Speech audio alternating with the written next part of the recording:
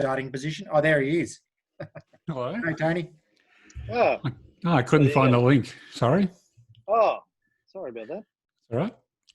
Let's see. Well, address your question to the Iceman, PC. All right then. G'day, Tony. How you going? Yeah, good. Thank you. That's good. I was just asking Cameron what your opinion was on something, so now I can ask you. The last 5 to 7 trades I've made have all tracked steadily backwards since I purchased them. Not the good part is the first 7 trades tracked steadily upwards and have been going upwards ever since.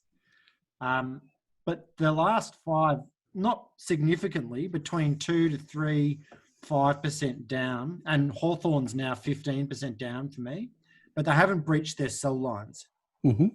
And in fact, if you look at Hawthorn, it looks like it's trading well within a very tight pattern on a very strong upswing on the chart.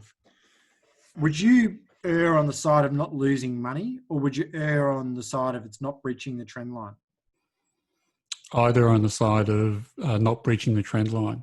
So you wouldn't care about a 15% drop in pretty quick days on the basis of no news? Oh, no. No, I mean, I'd be more concerned if there was some news. Yep.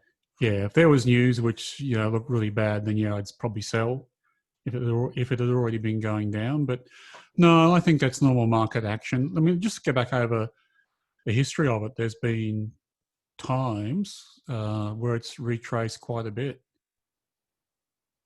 But overall, the trend is up. So, no, I'd be staying in. All right, no worries. Yeah. And do I have time for a second question? Yeah, go ahead. Is that all right, Cameron? Index funds. I know you bought into gear. Well, at least it was on our buy list for a while.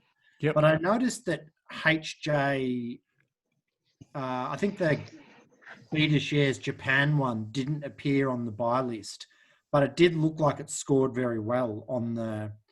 Did you take it out because you didn't want to invest in, or you think you can do better than ETFs like that? Or was there some other decision why you wouldn't go into an ETF like that? No, HJ or H Japan is on the buy list. Oh, is it? Okay. Yeah. Yeah. And you're not reluctant to buy it? I was reluctant to own Gear and H Japan and GGUS and the European one.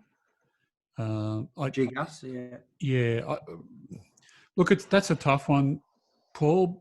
My reason for not wanting to hold more than one was they're all geared and therefore fairly volatile, especially like it just magnifies the upside and the downside.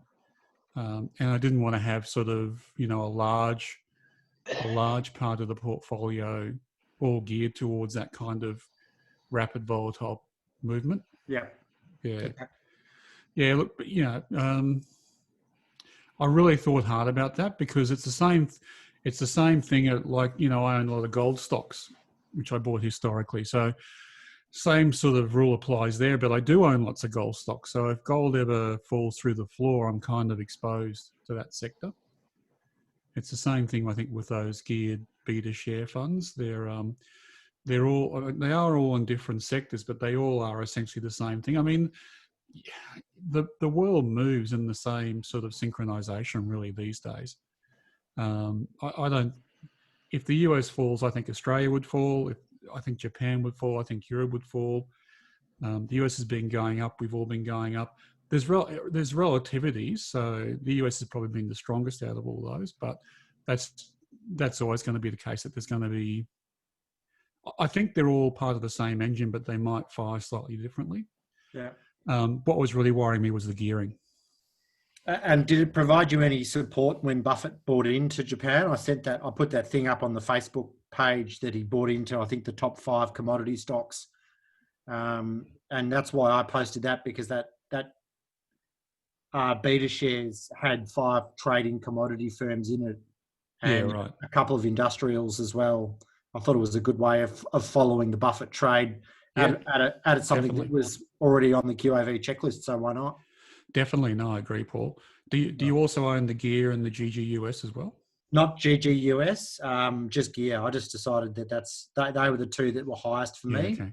and Yep. I thought that's the only exposure I wanted to take. Yeah, that's I fine. wasn't going to buy the Japan one, but then when I read about Buffett and his reasoning behind it, and I looked at the makeup of the Japan one, 5 of them were exactly the same type of companies that Buffett was buying into, commodities companies that were trading all at very low multiples. So it seemed like an interesting way to do it. Yeah, no, that's fair. Just one thing on gear. We recorded a podcast this afternoon where I mentioned that I'm selling out of my gear.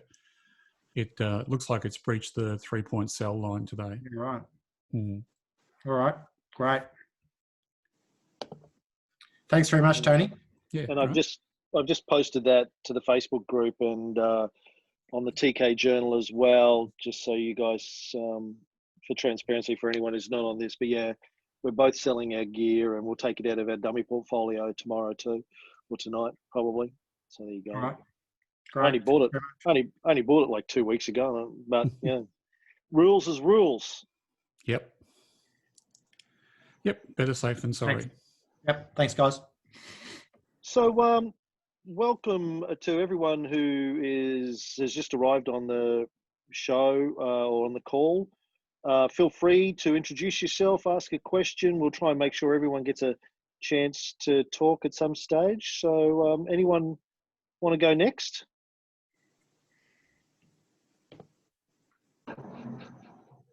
Don't all talk at once. Yeah. Is that Dave? Hello, yeah. No, I was just having a look at my computer. I don't have any questions for tonight. I got one more. If you can squeeze it in. Sure. So I'm trying to get all my monthly podcast value in one night, Tony. I hope you don't think I'm hammering questions. If I look at my my QAV portfolio, I'm not going to bring it up on the screen because it's embarrassingly small, but I can look at it now, and the vast majority of them, apart from those stocks that I just mentioned, are small commodity stocks in Australia, like Base, Duketon, Hawthorn, Image, Medusa. Would you ever go through a portfolio construction kind of approach and go, geez, they're all pretty small, volatile, commodity-related stocks? My next one on the list, I might skip the next commodity stock and I'll buy a Reject Shop or a Centre Group or something like that. Or are you absolutely strict about what you'll buy next in terms of just the next one down on the list? Yeah, look, I'd normally buy next one down on the list. That's the short answer. I think like I said before, if it was something unusual like all these geared ETF funds, I might think twice about it. And I did think twice about it and didn't do it. But that was more about being exposed not only to the same sort of thing, but the fact that it was all geared, which is probably the more worrying thing. Yeah, look, the thought crossed my mind. Like I said, I've got a lot of gold stocks at the moment. So, yeah, the thought crossed my mind that, should I not be so exposed to that sector? But I guess I bought most of my gold stocks 4 years ago and have been adding to them since. But, in the meantime, A, they've gone up, but B, other things are also in the portfolio as well. So there's always going to be a sector of your portfolio which is overweight. Yep. I'm happy to be overweight for stocks which I have a pretty high conviction of, like they score on the QAV checklist and they're in a 3-point uptrend. So if all your small commodity stocks fit that profile, I'm not too worried about it. I wouldn't, if the next stock, I don't know what we're talking about here, whether you're talking about half your portfolios in that or 3/4 or a quarter or whatever. But if I had, say, then I wouldn't worry too much about that. If the next one, it's likely over time in this reporting season or the next that a different sector comes into play. Yep. Yeah. All right, great. Thanks very much.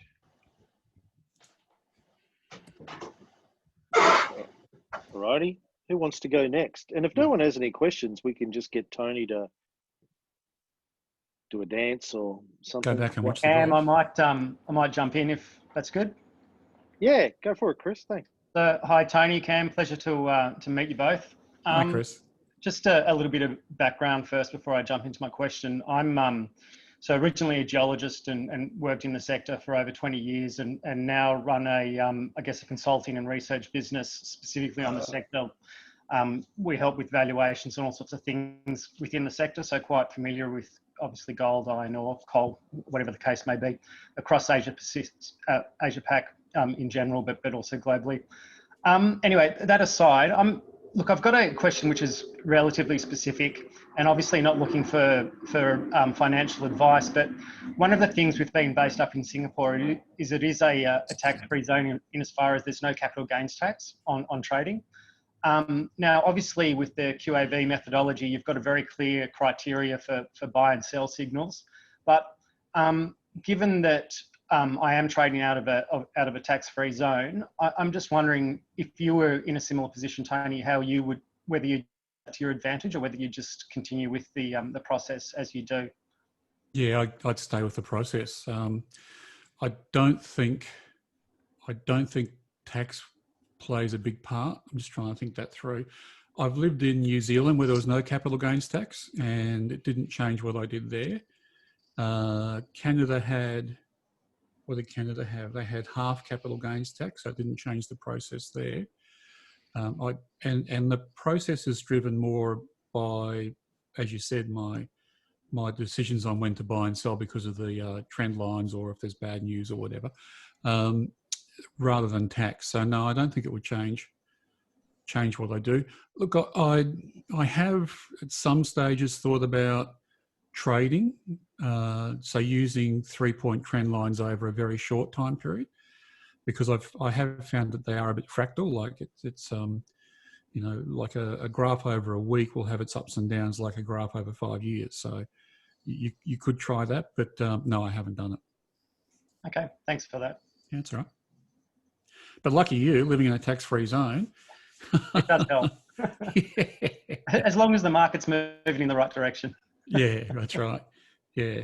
But I mean, in terms of tax, I mean, I think I've touched on it before, but things like when it's, you know, in May or June, I'll start to look in the portfolio. I'll work out what I think my capital gains tax payment might be for the year. And if I've got something I can sell because it's sitting in the portfolio at a loss, I'll do that in May, June, rather than doing it later in the year and not getting that tax benefit for it. So just things like that are probably the way I approach tax. Yeah. All right. Who's next? If you want, Tony and I can talk about David Lee Roth and his... Show you my knife. Show us your knife. Oh. So it wasn't what they call it today. It wasn't called a Tesla. It's called a DEFO. D-E-E-F-O. Joe. Sorry, D-Joe. Hold it up to the screen again and I'll stop talking so it'll stay on you. You keep talking while you hold it up. Yeah. So Cameron and I were talking on the podcast today about our knives, and this is one I bought on the weekend in the Blue Mountains. And it was pretty swish, just caught my eye. And it has like a tattoo put into the blade. Jeez. Quite cool. D-Joe, it's called. What do you use it for? Oh, it's just a carving knife. All right. Okay. You can get smaller versions to use as steak knives, but yeah, just a cool knife, I thought. It's amazing. You sound like a few of my clients, Tony. Why did you have the knife? Well, it's just a cool knife. They probably got those kind of markings on them too, I guess. No, I promise. I was just going to carve some meat with it.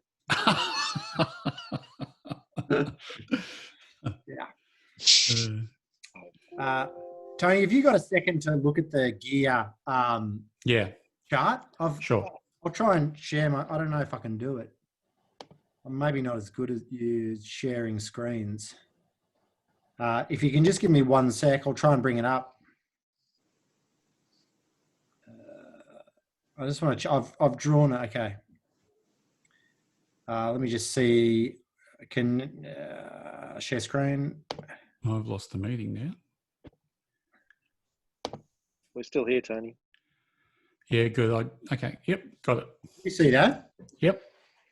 Is that it? Have I drawn what you would have done there, or would you have used that second peak? Just hang on. I've got people's pictures on the graph. I can't see it. Yeah, so we. I can't see the graph. I can see the graph. I can't see the right-hand side. I can't see the lines you've drawn. Sorry. Ah, right. Are you go in full screen view if you're not already, Tony? Okay. Where's that, Cam? I don't know, Tony. Yeah, I don't know how to do it from. Wait on. I don't know how to do it from my one. Sorry. Wait on. Oh, here Tony, we go. down your bottom right of the screen, you should have a little icon that you can press and make full screen, or you should be able to click on our faces, hold and drag, hopefully. Okay, I got it now. Thanks for that, Clarissa. Sorry. No, Paul. So I'm getting the cell lines drawn from the lowest point, which is March. Down here. Yep. Yep. And then the next lowest trough is up here in what's that, May, I think. Yep. Oh, there. Yep. I see. Oh, I see. Right. So Yep. it's going. Yeah. So I don't know. Can you, Yeah, I can try that. Yep. Well, July would be the next lowest trough, I think, Tony. Just there where your crosshair is now. That's the next lowest. Yep, that's it. That's the line I'm drawing for a cell. Yeah, right. And so the cell point is right there, basically. Yeah, that's right. All right. Yeah, sorry. I mixed that up. I was doing a byline. Yeah, Oh, so what you've drawn as the byline is too far to the right. So you want to come back. The byline almost goes down vertically. You can see the first month following that peak. Oh, I see there. Yeah. If you go up with your crosshairs. Yep.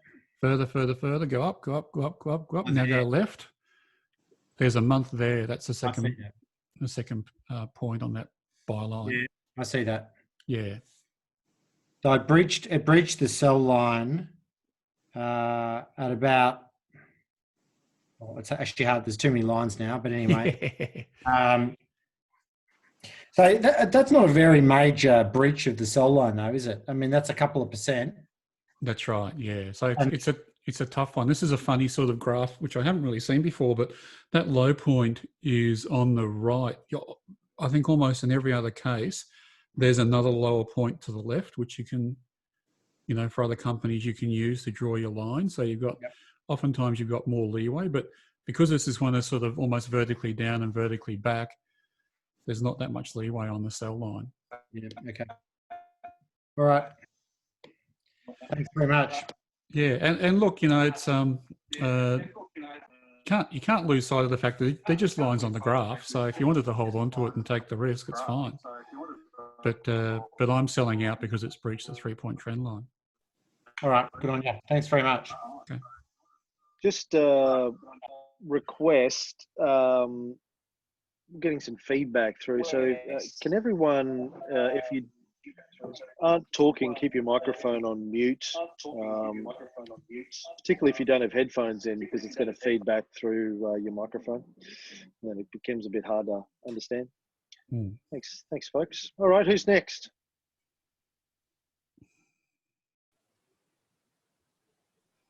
I've got a question, Cam, if that's okay. Everyone's just muted. Yes, and I warn you, if you don't ask questions, Tony and I will be talking about either Kill Bill or David Lee Roth after our chat today. Yeah, go ahead, whoever that was. I didn't see who that was, but go ahead. That was me. Thanks, Cam. Tony, I've got a question. Once the reporting season is all settled down and you've reviewed your portfolio and you're a couple of months past and everything's just ticking along, and you say you read the financial review most days, and let's say a stock comes up on your radar and you run it through the checklist, and then, hypothetically speaking, let's say it gets an 80% on the quality score and a 0.2 on the overall QAV score. So it definitely goes into the buy list. And then you do your 3-point trend lines, and hypothetically speaking, let's say the buy price on your 3-point trend line is 80 cents and it's just popped up above, say, 85, 90 cents. So all the indicators are that it's a buy. Okay. Now, apologies if this sounds like a stupid question, but what do you do then? Well, it depends. Do you have? I mean, if it's a few months after reporting season, I would think I would be fully invested based on what happened in reporting season. Yes.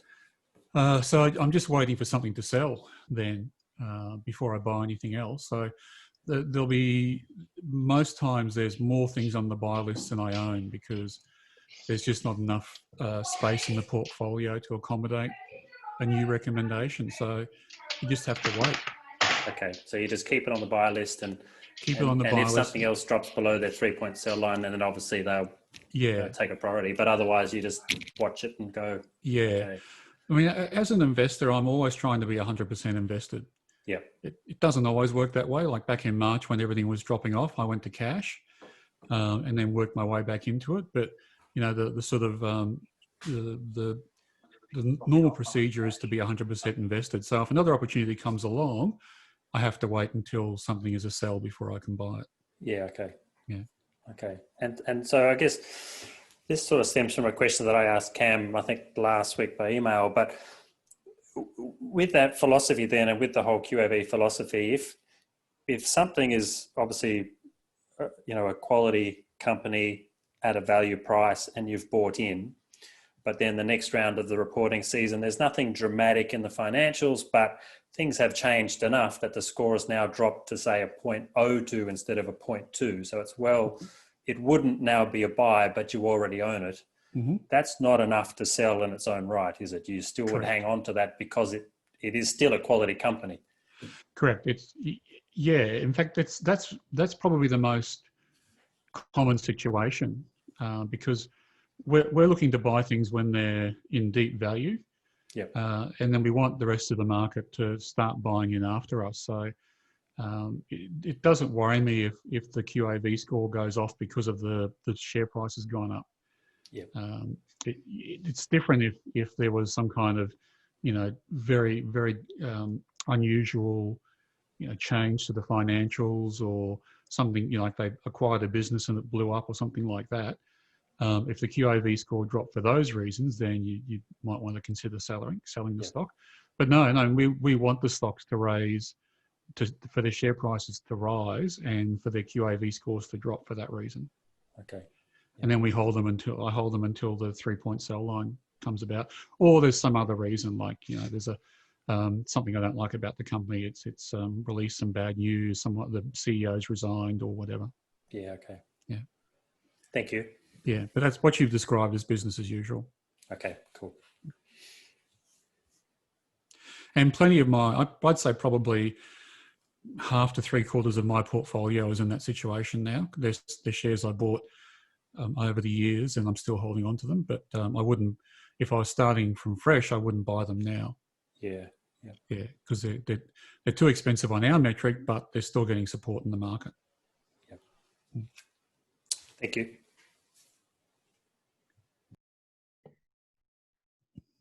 In terms of 3-point trend lines, as you'll hear on the show we recorded today, when it comes out tomorrow, I had lunch with one of our local Brisbane subscribers, Stephen Mabb, today.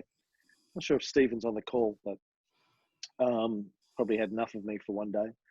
But he was telling me that he thought he could improve on QAV, and he started buying stocks just as they started to turn upwards, but before they breached their 3-point buy line. He was like, well, sometimes there's 10 or 20% to be had from their bottom to their buy line. So he bought some stocks, and I think he said he bought 6, and 2 of them kept going and hit the buy line. The other 4 didn't. They turned around and went back down again.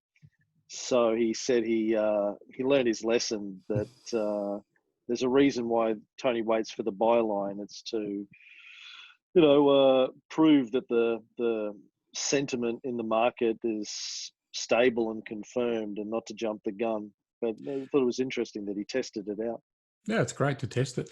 But yeah, I understand that completely. I mean, a number of times I've looked at something and after I've bought it, when it's reached the buy line, and thought to myself, I could have bought it 20% cheaper.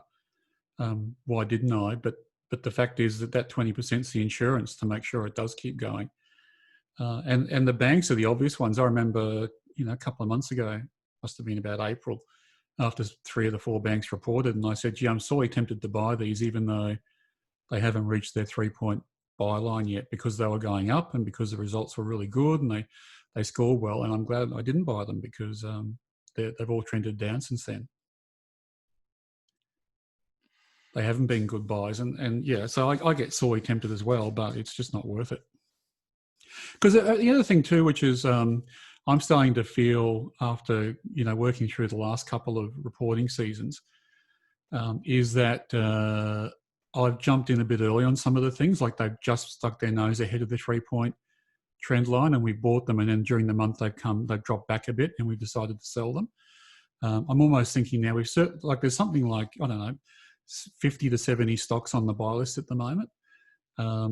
We don't really need to take those kind of chances. We can just wait. We can just only look at those which are in established uptrends past their buy line when we know that they're going to keep going, and just use those rather than try and jump in early. So does that mean you're going to give it another point for not just a newly confirmed 3-point trend line, but a strongly confirmed 3-point trend line, Tony? Yeah, I don't know, Paul. I'm thinking about those kinds of things. There's a few things I'm thinking about along those lines. One was there was a couple of things on the buy list which have gone from negative operating cash flow to positive operating cash flow. So I'm thinking about giving them a point, but I haven't seen enough data either way yet to make a decision, but it's something I'm watching. I think it's more likely that I'll just, maybe what we have to do, for example, is to wait for the month end before we buy something which has breached its 3-point trend line. Like I've been jumping in during the month and buying them, and then sometimes they've gone down again and we've sold. But maybe it's something like wait for a solid month above the 3-point trend line. Yeah, right. Okay. Yeah, but look, haven't seen enough evidence yet one way or the other. A lot of the stocks that fit that kind of category, which are arbitrary, are the ones which have been trending down before they go up again, and we're trying to get them at the turn. So maybe that's the other answer, is just to wait until you don't try and pick them at the bottom. Just wait for them to get onto the upward side of the U or the V before we start to buy. Yep. Anyway, these are just thoughts at the moment. I'll try and get enough data to make a determination one way or the other. Can you fit in? Have I used up all my questions yet? No, go for it. The question for you might be a question for Chris Heath as well. In buying some of these smaller stocks like Medusa and Hawthorne and Image, their quarterly reports or their reports are much smaller. They're not as glossy and well explained. They don't have a chairman's letter and that sort of stuff. And some of them, all they are is kind of diagrams of mine shafts with colours, pretty colours all over them. They're actually pretty hard to decipher, some of the more ones. Are you waiting on those reports and trying to skill up yourself on what they actually mean? Or are you waiting for them to filter through to Stock Doctor? And Chris, is there any glossary, easily sort of a beginner's guide to understanding what those pretty graphs mean? They all look really nice, but I don't know what they're saying. I pretty much ignore those quarterly statements. The mining companies have to put them out, whereas a retailer or a bank doesn't have to. They do 6 monthlies. As for the glossy nature, I mean, to be honest, I'd rather just read the text. I think it's wasted shareholder money putting out glossy photos and annual reports and things. I've probably looked at gold tenements, oil tenements for 20 years now, and still, don't understand them at all. So I pretty much ignore them and look for. I wait for the numbers to hit Stock Doctor, and that's what I use to base my decisions on. Because and Chris, you might jump in here, but there's obviously a lot of data in there which is relevant, but there's also a lot of marketing. Because the little bits I do understand about, particularly the gold miners, it's always about we've drilled 30 holes and this one's got this cross section which looks promising. It's always here's what it might be as the upside, which is just marketing. They're trying to put their best foot forward in terms of telling you what they've got under the ground. And truth is, they don't know.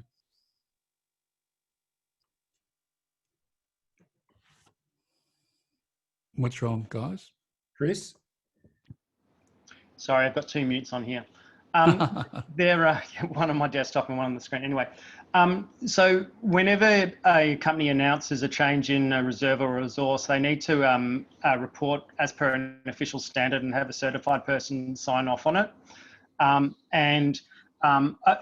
Because of QAV and other reasons, I've spent a lot of time also drilling through a lot of these technical reports and trying to see if that gives you some sort of additional insight. But there's a lot of, my point of view on this is we're better off just to use the QAV process to assess some of these juniors and mid-tiers.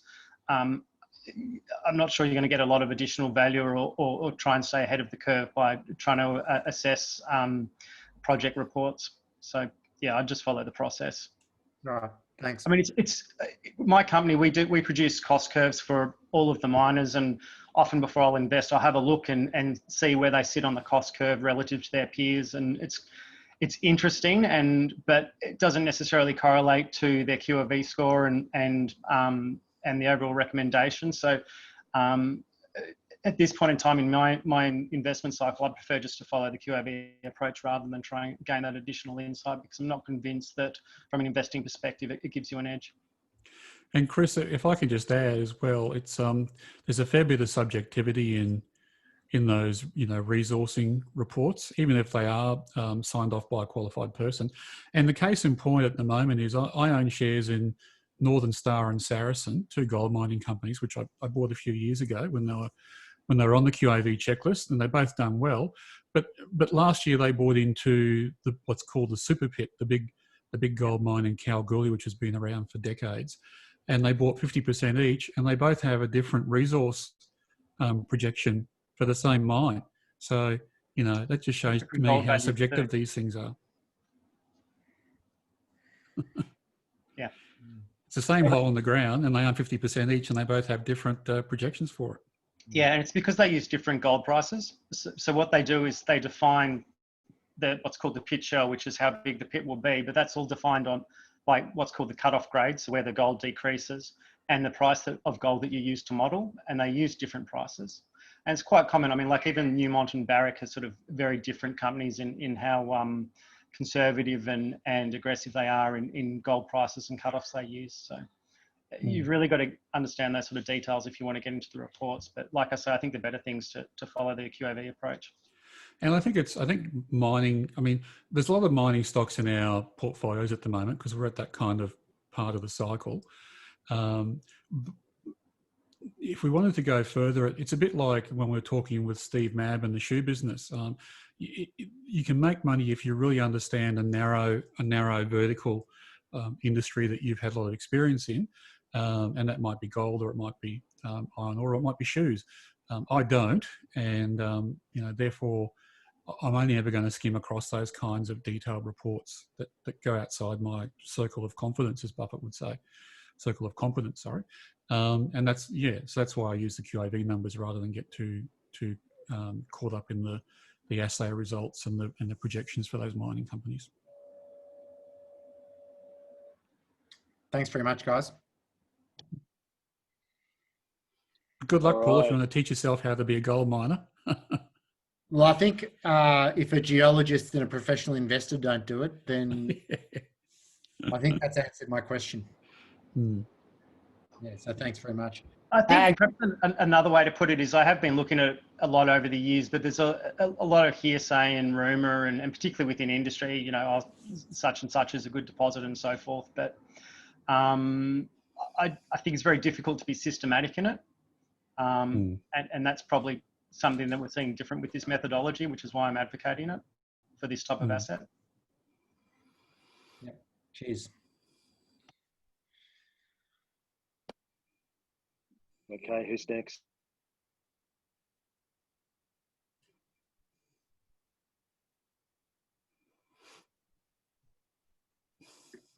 I'll ask a question if that's all right, thanks. Go, Tim. Tony, so is it your theory then that potentially you could end up with within your portfolio, you could have a vast majority of one industry, and that wouldn't worry you? Yeah, that happens, and at the moment it happens to be gold in my portfolio. It doesn't worry me because, in the past it's been other commodities. So, for example, coal mining. A little while before that, there was also airlines. At one stage, I had like 3 or 4 airlines in my portfolio. But the 3-point sell line is good at eventually weeding out that concentration.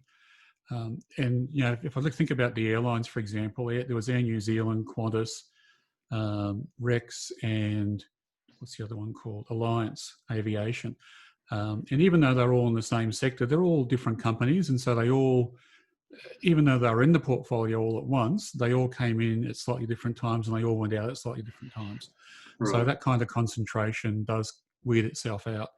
So I'm not worried about being concentrated to the one industry. The only thing I've thought about recently was those ETFs which are geared. I'm more concerned about being concentrated to a geared portfolio rather than a particular industry. Why does that worry you? The gearing on it. If you look at, say, it just increases the volatility and the variability in what happens in the movements. So if, like, for example, the GEAR, the Beta Shares Geared Australian Fund, if the share market went down 1%, it might go down 2 or 3%. Right. And if it goes up 1%, it might go up 2 or 3%. So we're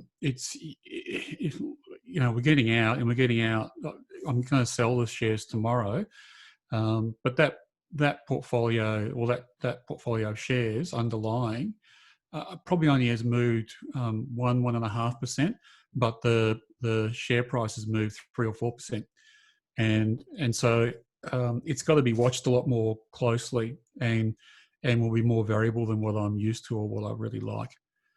It's starting to have some of the qualities of an option. You're taking options on the share market going up or down because of the gearing. Not so much, well, it's an option that the share market will keep going up, and when it keeps going up, you'll get, potentially double the market because of the gearing. But when it comes down, it'll come down quickly in the geared portfolio, and it will double the losses as well. So you've got to get out even quicker than what you would have to if you were just going into an ETF that wasn't geared. So I don't mind being somewhat exposed to that, but being like maybe having half my portfolio or even 30% of the portfolio with that kind of gearing spooks me a little bit. But, I think almost, I'm not sure how much, certainly more than a third and probably around a half is gold at the moment and in my portfolio. And that's just been built up over the years.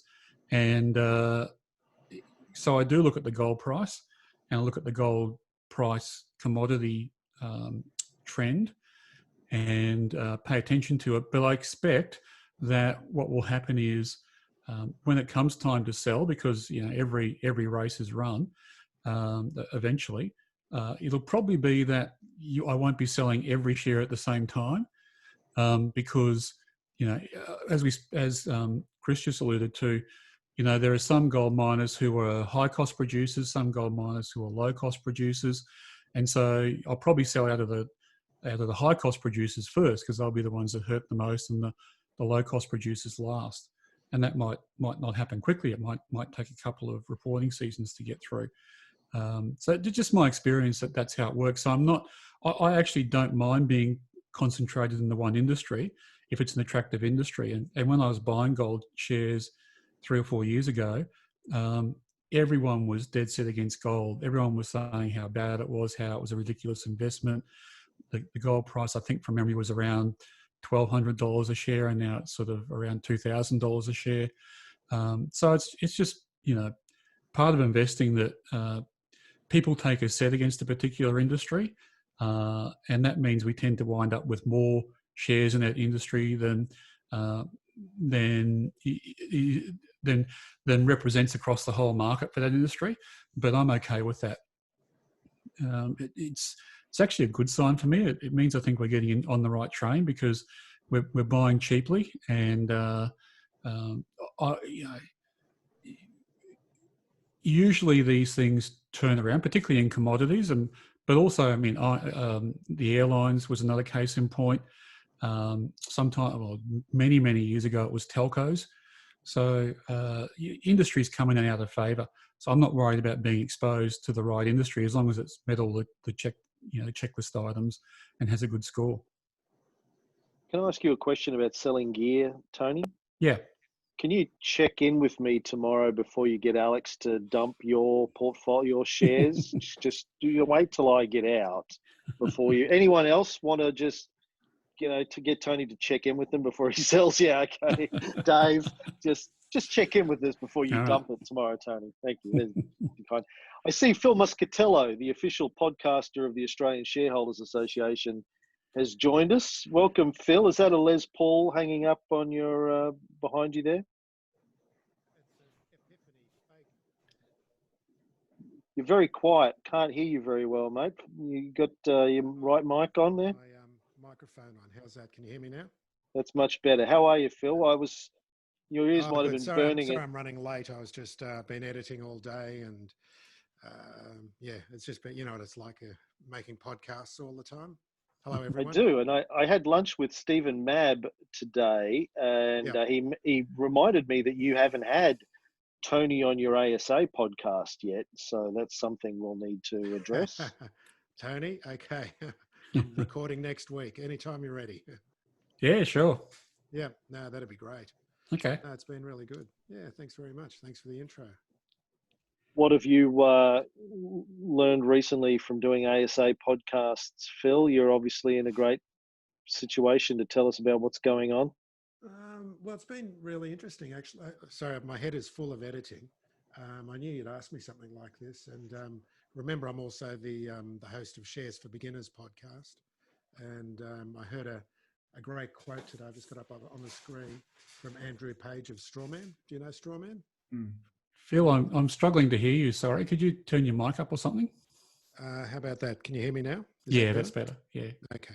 So I'm just trying not to feedback because I'm not using the headphones. Oh, okay. Yeah, Andrew Page from Strawman, who was quoting someone else's saying, the way you've got to trade is to have the attitude of heads I win, tails I don't lose too much, which I think is a nice salutary lesson. But no, I did do you know a guy called Warwick Grigger, Tony? Have you ever come across him? He's a mining dude. He's a mining analyst. He's been a mining analyst since the 80s. And I don't know what to do with the interview because it's like panning for gold. There's these nuggets of gold in there where he sort of talks about the way the industry works. But he just went off in so many different tangents and so many different stories. It's not making sense. But one of the things he did say was that he doesn't read any analysis anymore at all. No analysts make any sense to him because they're just doing they're doing public relations for companies. The old days of real analysis where you could say what you wanted are gone. So yeah, that's just a couple of interesting insights I've found over the last week or so. Yeah, among many. It's a good point, isn't it? I mean, I think, since probably the 90s, stockbrokers in particular had to defund their analyst desks. So when I first started getting involved in the share market back in the sort of, around the early 90s, I suppose, there was good quality research out there that you could get from stockbrokers. But as the Comsecs and the E-Trades came into the market and stockbrokers had to cut costs, they cut their analyst desk, and because the analysts weren't bringing in much business to them, as you say, they've eventually evolved more towards marketers for the institutional desks at the stockbrokers. If a desk suddenly gets asked to sell a big line of stock in Afterpay, well, the analysts come out and say what a good stock Afterpay is. So yeah, it's as you say, it's more marketing these days. Yeah, he was pointing out the limitations of the recommendations. Like we all know what those recommendations from strong sell to hold to buy to strong buy in that kind of hierarchy. And they're almost meaningless. Yeah. They don't have any meaning at all. And it makes a lot of sense. And funnily enough, even though he can rigorously look at mining companies and know exactly about the size of ore bodies and what can be taken out of an ore body and do all the research on a mine, he still uses a form of technical analysis to do his buying and selling. Yeah, I mean the stockbroker research reports. You've just got to take the recommendation and move it up. So hold means sell, buy means hold, and strong buy means buy, basically, because no one can afford to put a sell on a stock because that stock might be a customer to the institutional part of the brokering business in the future. Yeah. They'll be the next ones going to the government asking him to get him some of Facebook's money and Google's money, like the news organisations are at the moment. We're running out of money. Let's see who else's money we can get. Well, the other interesting thing was that a version of Robinhood, the free share buying service in the States, has launched in Australia now with $5 trades. So yeah, the stockbrokers are being squeezed even further on the margin, so they'll become more reliant on their institutional customers than they already are. It's just going to become a volume game, where if you're a stockbroker, you'll have a few big buddies in superannuation funds and some big funds, and you'll move the stocks around for them for a very small fee. But when I first started investing, Macquarie Bank put out really good stockbroker analysis on companies. There were other reports out there. There was Morningstar still put out a report, a newsletter now, but it used to be put out by an ex-broker 20 or 30 years ago, and that was really good. And they're just disappearing now. I wouldn't read any stockbroker research at the moment because it's A, it's pretty thin, and B, it's pretty biased. And broking analysis, I think, as well becomes much more commentary these days too, compared to what it used to be. There used to be a lot of effort put into, building up a bottom-up valuation for a company and a thesis for your investment and all that kind of stuff. These days, it's more commentary. It's more like, Afterpay faces competition from PayPal, so we should sell the stock. It's got nothing to do with what the stock's worth, what the analysis is for, the future price of the company, all that kind of stuff. It's more event driven. Anyway, that's my rant. I don't use them anymore. Just follow the checklist. You got Tony? Can I step in? Yeah. I'm interested. I follow an online service called Livewire, and they have a most tipped stock of the year. They have a large cap, mid cap, and a small cap. And each year, from what I can tell, for the last 3 or 4 years, the most tipped stocks have outperformed by a large percentage. And I'm wondering whether, apart from sentiment, is there any way of capturing, is sentiment the only way to capture public opinion and kind of momentum in a stock? Or is there any other publicly available kind of voting mechanism other than the share price graph that you can think to capture that kind of that change? Nothing springs to mind. Strawman that Phil mentioned is that kind of voting mechanism, and Livewire has it. There used to be, Roger Montgomery used to do one in the Shares Investing magazine. I've been watching the Livewire one in particular and seeing that it has had good results. When I drilled into it a bit further, it really did require me to hold companies I'm not that comfortable holding. Yeah. you know, a lot of the stuff that the people were tipping was your Afterpays and your Appens and those kinds of things, which are really, they're growth stocks, but they're on high valuations. And you know, when I thought about putting together a portfolio to match their tips, I couldn't bring myself to put some of those kind of stocks in my, you know, to own them, because I thought they were very risky. But that doesn't mean that you couldn't make a portfolio based on the stocks that you happen to not be fearful of in that tipping competition, because of things like the Fortescues and the CSLs are also in there as well. You know, quality companies that have been around for a long time. So yeah, it's kind of watch this space. I'm also wanting to see how they go in the downturn as well. Yep. There. But yeah, look, I've been looking at them because the returns are attractive. Yeah. I've just got one more question. I promise this is the last one. But have you had any sense since COVID burst on the scene that this is in any way like the GFC or the tech wreck? Like, are you feeling where we're sitting right now in terms of there being a big step up from the COVID lows? And there's a real question as to whether this has actually flowed through to the real economy yet. Where we are in the kind of, does it match any other experience that you've had before in terms of either tech wreck or GFC?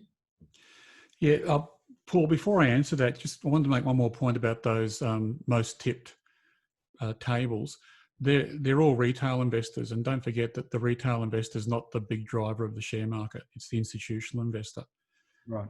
So there's a lot more money being pushed around by superannuation funds than there is by the people who tip their stocks in Livewire. So to some extent, you can get caught out with that.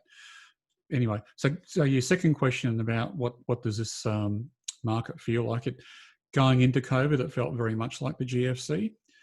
What it feels like now is that the government stepped in much quicker than it did during the GFC, and possibly in a better way. I mean, in the GFC, Kevin Rudd came in with his, program to build halls and schools and program to put bats in ceilings, and gave everyone $900 as a way of getting money into the economy. And they were all pretty blunt measures. And you could argue that JobKeeper and JobSeeker are blunt measures too. But I think A, they've moved quicker, and B, that they've probably been a little bit more effective at supporting the people who need supporting.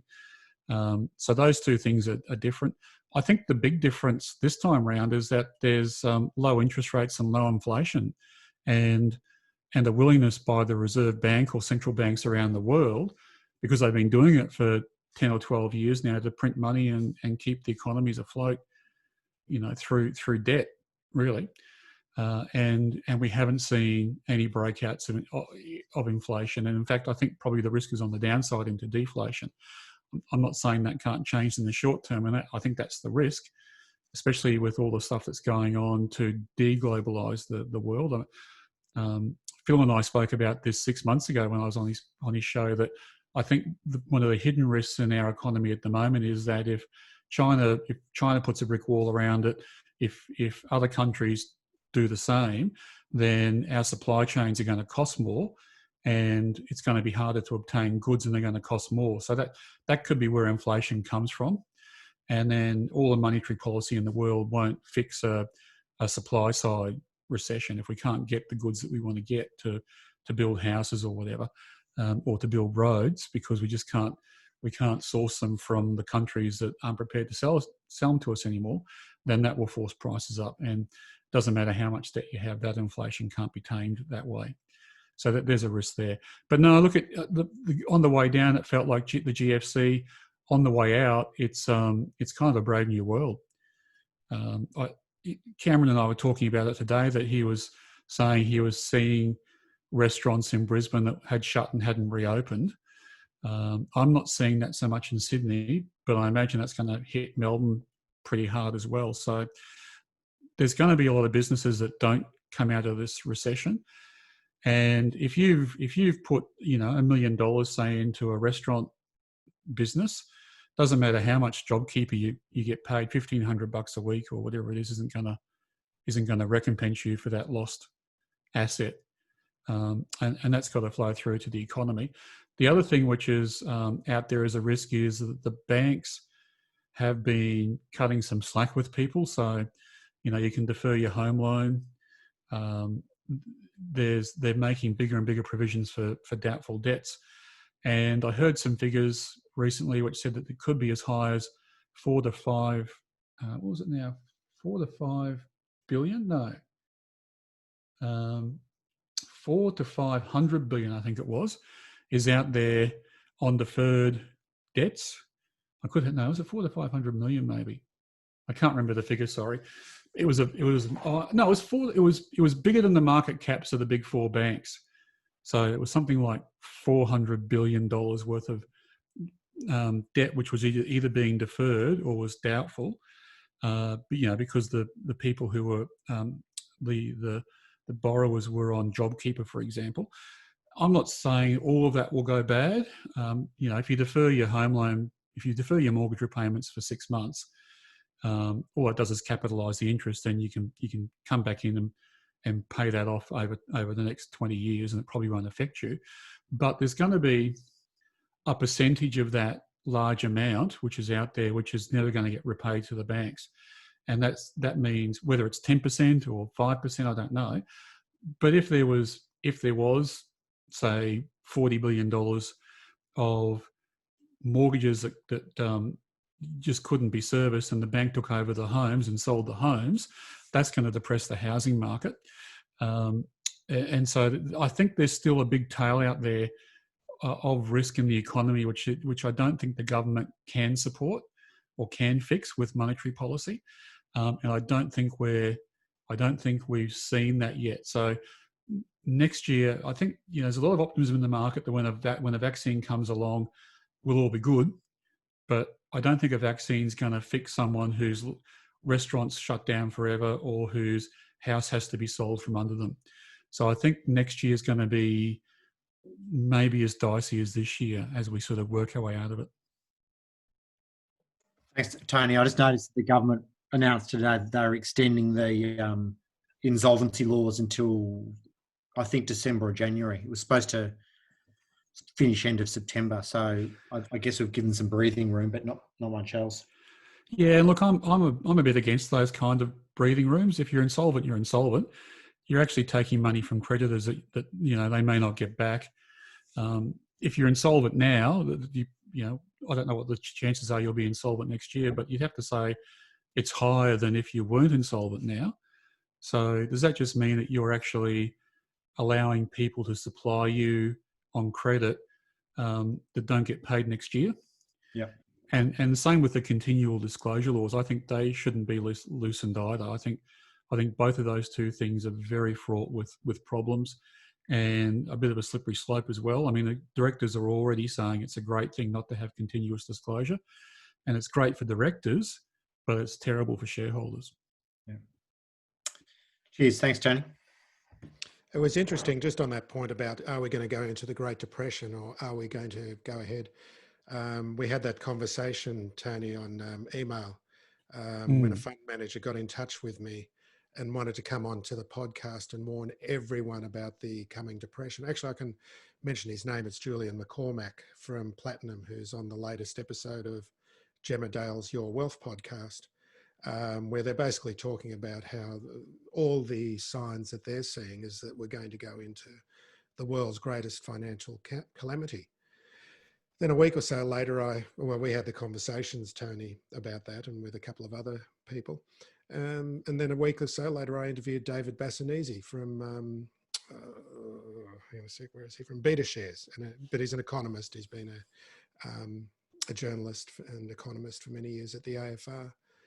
And he's basically quite sanguine about the future. He thinks that government debt is not a problem because the borrowing rate is so low. And, the Australian government, for example, is borrowing for 30 years at less than 1%. So they've got no problem paying that back.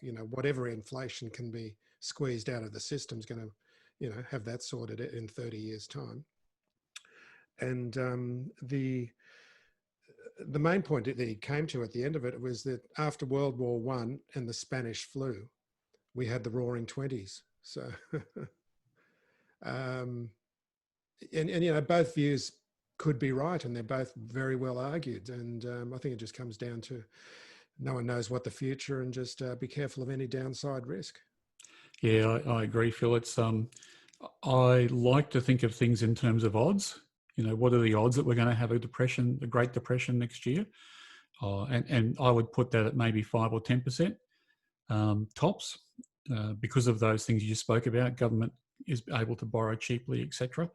So when I think about risks and the ones I just spoke about with bank defaults and other things, you know, you sort of look at the size of them and then give them some odds. And yeah, none of those risks to me are going to derail the economy and you know, take away all our houses and turf us out of our jobs. But they're going to be there, and they're going to be bumps along the way, and there's going to be some big ones at some stage. There always is. And interestingly, in his view, inflation is not going to be a problem because, as far as he can see, technology has completely changed any drivers of inflation. That the kind of things that would push the price of goods in the past just aren't there anymore, because technology, most of our services now are technological services which are delivered incredibly efficiently compared to in the past. Yeah, definitely. The thing about inflation, that traditionally the gold price has been a bit of a poll on inflation, and the gold price is high. So a lot of people out there, whether they're right or wrong, think that we're going to go into that inflation will rise. And that's one of the reasons why people buy gold as a hedge against inflation, and Bitcoin these days as well. And both of those are going up. So there's certainly a lot of people who think that inflation will go up. And, you know, it's, again, it's a prediction, and what kind of odds will they put on it? To me, the only thing I can see that's going to drive inflation up is going to be this sort of decoupling of the globalized economy and the breaking down of supply chains. That's already underway. So I'm giving it maybe a 20 to 25% chance of driving up inflation. Over what time period? It could take 6 months, probably more like 2 years before it becomes an issue. But that's the risk I see out there in terms of inflation. But yeah, it could easily go on being a completely meaningless argument for years because of debt, the low debt rates that we have in the around the world, and it hasn't been a problem now for the last 10 years, so it may not be a problem going forward. But yeah, Phil, it's I haven't met, you know, I mean, just reverse the sort of situation. There's very few people who are good at predictions, and if you look at the people who've made a lot of money, a lot of them have been lucky or have been, you know, very good at what they do operationally rather than being good predictors. So it's a tough thing to do. All right. Anyone got any last questions? I've got a last question that I can ask, but anyone else want to get one in before we shut down for the night? Just quickly, and it might be one for you. You did mention a few weeks back around an updated spreadsheet. Is there any news on that? I have been trying to debug one that John Machin has been developing with us.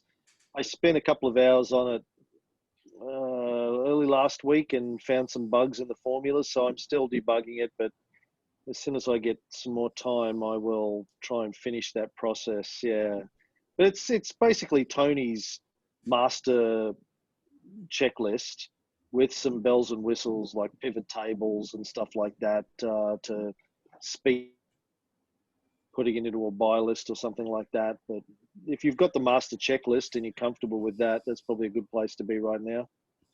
Tony's master checklist process. The spreadsheet. Are you putting that out as I send it through to you, Cam, with the journal? I have put a couple up recently. Okay. Yeah, I haven't put today's up yet, but I've been putting it in the Dropbox folder and updating it. Yeah, so people can see what's going on. Okay, Carissa, are you across that one? Have you got the most recent version of the master spreadsheet? I'm on version 4, but the stock of the filters, I think I need to revisit that. We did that with the Bible probably about 4 months ago, and it looks like there's been some updates. So Yeah. I ran it again this afternoon, and the columns were all out of order. So Right. I probably need to go back and revisit the Bible and rebuild my filter in Stock Doctor. Yeah, you can certainly do that. Or at the top of the spreadsheet, there's the stock filter in the download tab. Okay. It's kind of hidden under split you've view, got to. though. You need to unsplit the view to see the full list. Right. Okay. Thank you. I will have a look at that maybe tomorrow. Yeah. Okay. Thank you. It's all right. So, Tony, my last question for you is, as we talked about on the show today, Afterpay's shares have gone up somewhere between 900 and 1,000% since the bottom of the COVID crash. If you had taken your entire portfolio at the bottom of the crash and invested it all in Afterpay, what would you be worth now? You're always trying to work out what I'm worth, aren't you? No, I just wanted you to go to sleep. About 9 times more than I'm worth now. I wanted you to just go to sleep tonight thinking about what it could have. Right. Yeah, where you could be if you'd bought Afterpay. I never worry about those things. There's always woulda, coulda, shoulda games you can play. All right. Doesn't worry me in the slightest. No. Okay. Oh yes, PC. Sorry, Tony. I don't mean to keep you. Can we do one more? We've got so many companies on the buy list at the moment. Is that cyclically? Because I remember this time last year when I joined the podcast, there were none. In fact, there were a couple. I think we were excited when we got a 0.12. It was the highest one we've seen. But is that because there were no companies that were generating heaps of cash for cheap prices at that stage? Or was that because the spreadsheet is now generating a lot more leads because of the kind of the volume of stuff that's coming through? Can you put it down to one or the other? I mean, are we in a target-rich environment? Yes. Or we are, right? Is this typical? Is it for this stage of the market? Yes. So this is starting to feel a bit like 18 months after the GFC hit. So even though we're only sort of 6 months after the COVID bottom, so it's all happening a bit quicker. But yeah, no, I would say we're probably getting half to maybe double what we'd normally get in terms of a buy list if the market was normal. Right. Okay. Great. Yeah. Thanks. A lot more companies. What is there now? Something like 70, I think, companies on the buy list. Yeah. I would have said around between 30 and 50 would be good. Yeah. Okay. Great. Thanks very much. Well, appreciate it very much, Tony. Thank you. Yeah, that's all right. Thank you, everybody, for jumping on and hanging out and asking questions. It was good fun. If anyone, I might put this out. Well, we normally record these and put them up as a video, and I might even put the audio version of this out as a podcast next week for people who couldn't make it. So, if anyone doesn't want to be included on either the video or the audio version, send me an email and let me know, and I'll edit your bit out to the best of my ability. Otherwise, I'll go talk to my agent, Cam. Okay, Phil, I'll do that. Send me his details. Hey, Cam, you're an expert in this. I've got a 10-year-old Monte Cristo here. Will it still be any good? Where have you stored it for the last 10 years, Phil? On my desk. Yeah, it's probably shit. But send it to me. Send it to me and I'll smoke it and I'll let you know. No, yeah, they need to be stored in a humidor, in the right humidity, or they just dry out and become. If it's in a tube, it may. If the tube hasn't been opened, it may be okay. It may have stayed humidified successly, but yeah, it's 10% chance it's smokable. Test it out when you're in Sydney. Okay, I'll love that. All right, everyone. Have a good night. I'll chat with you soon too, Tony, about yeah, good. Thank you. Thank you, Thanks, Tony. everyone. Cheers, everyone. Thanks. Bye. Bye. Nice to meet you all.